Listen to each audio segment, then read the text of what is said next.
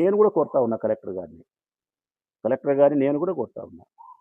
ప్రొద్దుటూరు నియోజకవర్గానికి సంబంధించి గృహ నిర్మాణ వ్యవస్థ ద్వారా, సంస్థ ద్వారా ఏమైతే 23,000 మందికి లబ్ధిదారులు మేము ఇచ్చినామో, ఇళ్ల పట్టాలిచ్చి రిజిస్టర్ చేయించినామో, ఏదైతే ఇల్లు నిర్మిస్తా ఉన్నామో, ఇందులో ఏ అవకతవకలు జరిగినాయని చెప్పి స్థానిక ఎమ్మెల్యే గారు ఫిర్యాదు చేస్తున్నారో, స్థానిక మాజీ ఎమ్మెల్యే అయిన నేను కూడా ఫిర్యాదు చేస్తాను. వీటి మీద విచారణ చెయ్యాల. వీటి మీద విచారణ చెయ్యాల. ఆ విచారణ చేసే నేపథ్యంలో ముగ్గురిని విచారించాల. సమగ్రమైనటువంటి విచారణ చేసినప్పుడే మీకు దొంగ దొరుకుతాడు. ప్రభుత్వం యొక్క ప్రాపర్టీ దొరుకుతుంది. ఎక్కడ మనం అలసత్వాన్ని ప్రదర్శించినామా, అవినీతికి ఎవరు పాలుద్దపన్నారు, దీన్ని ఎట్లా కంట్రోల్ చేయాలనేది కూడా మీకు బహిర్గతమవుతుంది. ఆ ముగ్గురు ఎవరంటే గన 23,000 మంది లబ్ధిదారులను విచారించాల. కాంట్రాక్టర్లు ఎవరైతే 11 మంది ఉండారో, రికగ్నైజ్ కాకుండా 20-30 మంది కాంట్రాక్టర్లు ఉన్నారో, 100, 200, 300 ఇల్లు కట్టేవాళ్ళు, ఆ 30 మంది కాంట్రాక్టర్లను పిలిపించాలా స్టేషన్కు. 30 మంది కాంట్రాక్టర్లు పిలిపించాలా. ఉద్యోగస్తులు అసిస్టెంట్ ఇంజనీర్ దగ్గర మొదలుకొని పీడీ వరకు, ఎస్ సచివాలయంలో ఉండే ఎనిమిటీస్ ఏమంటారు వాళ్ళను, అసిస్టెంట్ ఇంజనీరు వాళ్ళను, అసిస్టెంట్ ఇంజనీర్ దగ్గర, ఏఈ దగ్గర, డిఈ దగ్గర ప్రతి ఉద్యోగి వరకు సంబంధం ఉంది కాబట్టి ఉద్యోగస్తులను విచారించాలా. ఈ 20, 30, 35 మంది కాంట్రాక్టర్లను విచారించాలా. 23,000 మంది లబ్ధిదారులను కూడా మీరు విచారించాలా. 23,000 మంది లబ్ధిదారులను ఎందుకు విచారించాలంటానంటే ప్రజలారా, ఒకే ఒక కారణం. ప్రతి మహిళ 35,000 రూపాయలు ఇచ్చినా అంటున్నది. ప్రతి మహిళ 35,000 ఇచ్చినప్పుడు అసిస్టెంట్ ఇంజనీర్ ద్వారా సంబంధించిన కాంట్రాక్టర్కి ఇచ్చినారు. కాంట్రాక్టర్ తీసుకొని బేస్మట్టం వేయాలా. ఈ ఇచ్చినటువంటి ప్రతి మహిళకు ఆ 35,000 రూపాయల మీద పని జరిగిందా, జరగలేదా?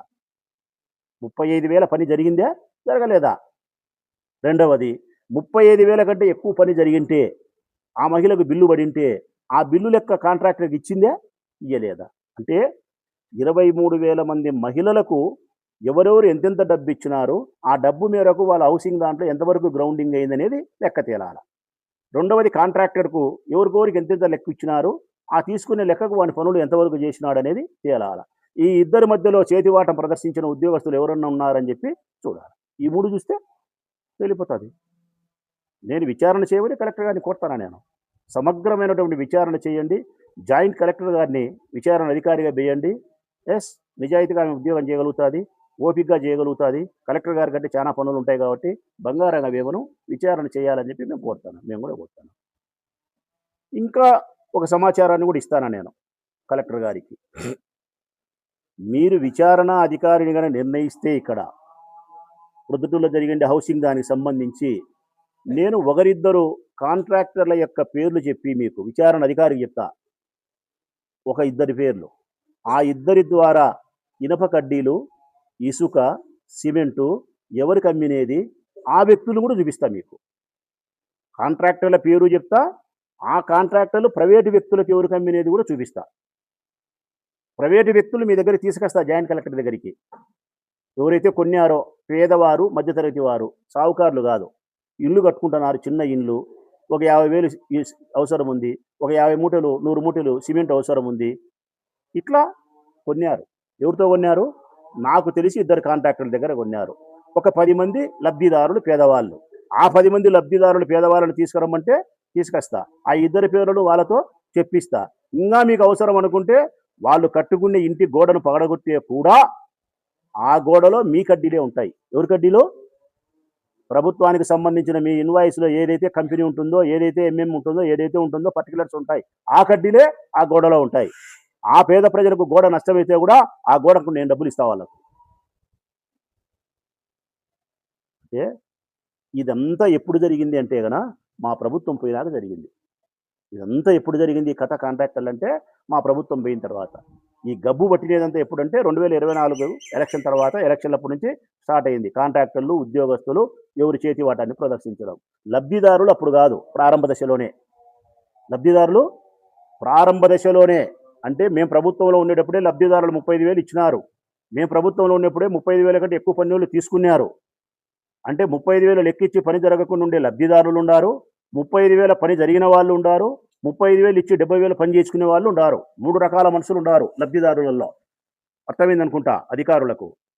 35,000 ఇచ్చినారు, 35,000 పని చేసుకునే వాళ్ళు ఉన్నారు, 35,000 ఇచ్చినారు, పని చేయించుకునే వాళ్ళు ఉన్నారు. రూపాయి 35,000 ఇచ్చినారు, 70,000 పని చేసుకున్నారు, 30,000 అకౌంట్లో పడింది, ఇవ్వకుండా ఉండే వాళ్ళు ఉన్నారు. ఇవే కదా తేల్చాల్సినది. ఇవి తేల్చకుండా ఊరికే బట్టగాల్చి మా మొఖాన వెచ్చే ఎట్లెట్లా మాకు తెలియగలుగుతాం? మేమే చెప్తాన్నాం కదా! అయినా ప్రతిసారి మాట్లాడుతుంటాడు నాకు తెలియక ఈ తెలుగుదేశం వోళ్ళు. గృహ నిర్మాణానికి సంబంధించి నా పైనే, ఎస్ఎస్ మాల్‌కి సంబంధించి నా పైనే, డీఏడబ్ల్యూ కాలేజ్ సంబంధించి నా పైనే, ఇంకొకటి ఏందో చెప్పినాడు నా పైనే. నేను మామూలుగా అయితే ఆ పిల్లోడు ప్రవీణ్‌కి నేను స్పందించాల్సిన అవసరం లేదు. స్పందించను కూడా. ఎందుకంటే నా దృష్టిలో ప్రవీణ్ జుజుబి. ఏది చెప్పినా? జుజుబి. అంతే. నేను పెద్దగా స్పందించను. కాకపోతే ఒక్క మాట చెప్తా ప్రజలారా ప్రవీణ్ గురించి. ప్రభుత్వం మీదే. ప్రభుత్వం మీదే. వ్యవస్థలన్నీ మీ చేతిలో ఉన్నాయి. భీష్మునికేమో పెద్దాయన ముఖ్యుడు. అంటే చంద్రబాబు నాయుడుకు. అభిమన్యునికేమో లోకేష్ బాబుకు నువ్వు ముఖ్యం. ఎవరు? జుజుబి. చంద్రబాబు నాయుడుకేమో వరదాడి ముఖ్యం. లోకేష్ బాబుకేమో మన జుజుబి ముఖ్యం. మరి పోండబ్బాడికి పోయి మాట్లాడి, ఇదిగో రాచమల్లు శివప్రసాద్ మన ప్రత్యర్థి చాలా మనను గట్టిగా విమర్శిస్తుంటాడు. నిన్ను నీ కొడుకును పెద్దగా ప్రభుత్వ పాలసీలు విమర్శిస్తూ ఉంటాడు. వీడు చాలా కొవ్వు పట్టిండాడు, వీడు మగుడు పట్టిండాడు, జగన్ కైపోయి ఉన్నాడు వీడు. ఇది కైపు దించాలా? ఇదిగో ఈ ఎస్ఎస్ మాల్‌కు సంబంధించి వీడు లెక్క కొట్టినాడు. లేకుంటే ఈ డీఏడబ్ల్యూ కాలేజ్ దాంట్లో వీడికి భాగం ఉంది. లేకపోతే ఇదిగో ఈ గృహ నిర్మాణంలో వీడు 100 కోట్లు కొట్టినాడు.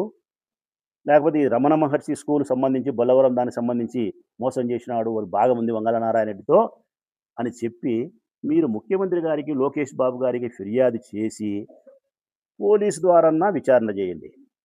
విజిలెన్స్ ద్వారాన్నా విచారణ చేయండి. లేదు సిఐడి ద్వారానన్నా విచారణ చేయండి. లేకుంటే ప్రత్యేకమైన ఒక సిట్టు వేస్తారా? నా మీద బేపియండి. లేదు సిబిఐ విచారణ కోరతారా? కోరండి. ఈ 5 police, vigilance, CID, sit, CBI. ఈ 5 ఉండేది. ఈ 5 ఏదైనా సరే అబ్బా కొడుకులకు చెప్పి నా మీద విచారణ చేపట్టమని చెప్పి నేను మనస్ఫూర్తిగా మిమ్మల్ని స్వాగతిస్తాను. ఇంక మీ ప్రభుత్వం పెట్టుకొని కూడా మీరు నా మీద నేరానికి సంబంధించిన అభియోగాన్ని చేసి విచారణే చేపట్టకుండా ఉండి ప్రతిసారి మీడియా ముందుకొచ్చి బట్టగాల్చి ముఖాన వేస్తే ప్రజలేమనుకుంటారు? రాసుకుండే మీడియా మిత్రులు ఏమనుకుంటారు? ఏమనుకుంటారు ప్రజలు? ఏంది బయలుకి పొద్దునుగులు రోజు అల్లరి ఆ ముసలోడు చూసి ఇట్లా మాడతాడు, ఈ పిల్లోడు చూసి ఇట్లా మాడతాడు, ఆయన చూసే పొద్దునుగులు విచారణ చేసుకోరా బొచ్చు నా ఇంటికి కూడా పీకలేరని ఆయన అంటున్నాడు. మరి నిజంగా వాళ్ళ ప్రభుత్వం ఉన్నప్పుడు వాళ్ళు మరి సిబిఐకో, సిఐడికో ఎవరికో వేసి విచారణ చేసి నిజంగా తేల్చింటే నేరం చేసినాడని చెప్పొచ్చు కదా అని ప్రజలు అనుకోరా? అనుకుంటారు మిత్రులారా. అనుకుంటూ మీరు తప్పుడు ఆరోపణలు చేస్తున్నారని చెప్పి అనుకుంటారు. ఇంకా కొంతమంది మొరటు మనుషులైతే ఏమనుకుంటారు అనుకుంటే, ఈ తీనమ్మ శతగా నా కొడుకులు రాజకీయ నపుంసకులు అంటారు మిమ్మల్ని. ఏమంటారు? రాజకీయ నపుంసకులు, చేతగానిటోళ్ళు అంటారు మిమ్మల్ని.